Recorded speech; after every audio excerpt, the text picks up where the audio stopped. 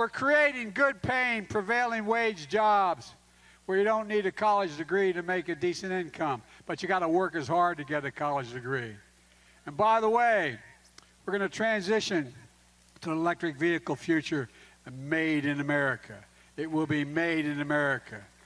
And that protects and expands good union jobs. Auto manufacturing has largely been a middle-class career with good pay that you could raise a family on. Well, that's not going to change on my watch. Look, one of the core principles throughout everything we've done is this. Make it in America, with American products, with American labor. Most people don't know there's been a federal law on the books, and 20 years ago I didn't know it either, to be honest with you. Since 1933, the law says that when Congress appropriates money for the president to administer, whether it's for an aircraft carrier or a federal highway, the president is supposed to hire American workers and use only American products. But guess what? For too long, too many presidents didn't have the nerve to insist on it. Well, I'm insisting on it. When I took office, I was determined that we'd never again be in a position where during the pandemic, supply chains broke down, American companies couldn't get the parts and products they needed. So I was determined to bring the supply chains home, to invest in America. And guess what? And that's encouraging the private sector to do the same. Since I took office, the private companies are investing their money, $510 billion investing in America, creating jobs, instead of sending it overseas.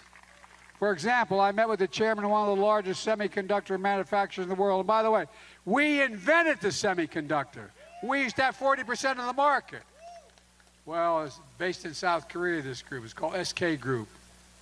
They're investing $22 billion in America, building facilities to make these chips here in America. When I asked the CEO why America, here's what he said.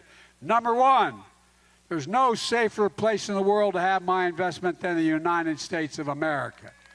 And number two, this is the God's truth, you have the best workers in the world. He was right on both counts.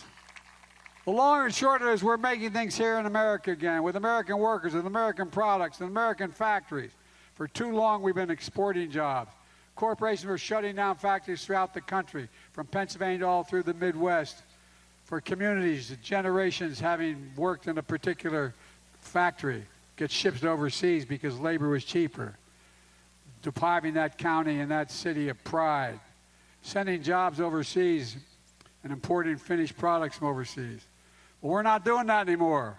We're creating good-paying union jobs and exporting union-made products to the rest of the world.